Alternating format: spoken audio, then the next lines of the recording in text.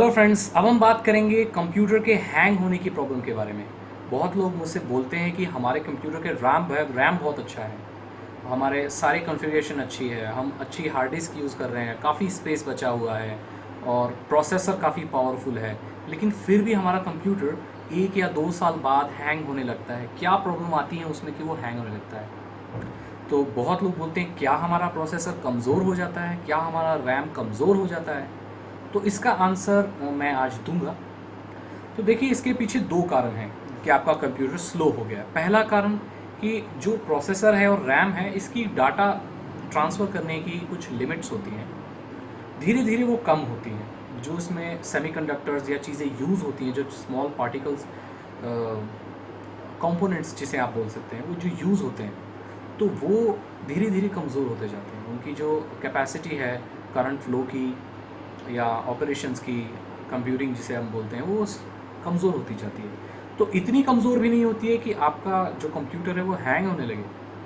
जैसे मान लीजिए 8 GB रैम है, आई थ्री प्रोसेसर है, अच्छी कॉन्फ़िगरेशन है, लेकिन फिर भी 1 साल बाद हैंग होने लग गया कंप्यूटर। तो इसके पीछे मैंने देखा एक मेन कारण क्या है। मैंने बहुत लोगों के कंप्यूटर देखे, अच्छी कॉन्फ़िगरेशन वाले थे, सब कुछ अच्छा था उसमें, लेकिन वो हैंग होने लगे 1 साल बाद। तो उसके पीछे कल्प्रिट है डस्ट।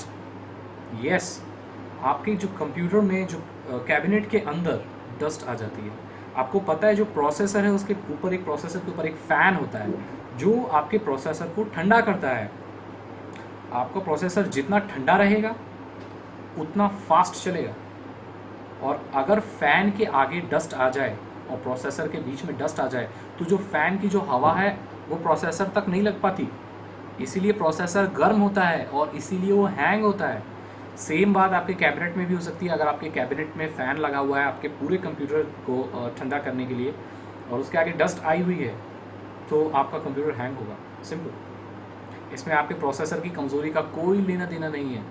बहुत लोग जो आप कंप्यूटर रिपेयर शॉप में जाते हैं बोलते हैं आपका प्रोसेसर है जो वो बहुत ज़्यादा कमज़ोर हो गया है, या आप समय के साथ साथ ख़राब हो गया है, तो अब आप इसको बदल दें। तो उनसे आप बोलिए कि पहले एक काम कीजिए कि मेरे जो प्रोसेसर की जो फ़ैन है और इन सब चीज़ों को ज़रा साफ़ कीजिए और तब मेरे कंप्यूटर को ऑन कीजिए। आप देखेंगे आपका कंप्यूटर हैंग नहीं होगा। हैंग होने का सवाल ही नहीं उठता, क्योंकि आप वही सॉफ्टवेयर यूज़ कर रहे हैं, वही चीज़ें कर रहे हैं, तो क्यों हैंग होगा? हैंग आपके प्रोसेसर जो छोटी सी चिपसेट होती है उसके गर्म होने से हैंग हो रहा है। वो आप घर में भी कर सकते हैं। अपने कंप्यूटर को ऑफ़ कीजिए, सारे तार निकाल लीजिए, खोलिए कैबिनेट को और एक प्लास्टिक का ब्रश या पेंटिंग करने के लिए जो ब्रश आता है छोटा, वो लीजिए, उससे सारा साफ़ करके डस्ट हटा लीजिए, और उसके बाद वापस जैसे आपने खोला है अपने प्रोसेसर को, पूरे कैबिनेट को बंद करके और फिर चला के देखें, आपको रिज़ल्ट दिख जाएंगे। ध्यान रखना है आपको कि आपको चिपसेट, जो छोटी सी चिप होती है, वो नहीं निकालनी, कुछ भी नहीं निकालना, सिर्फ कैबिनेट का कवर खोलना है और डस्ट साफ़ करनी है।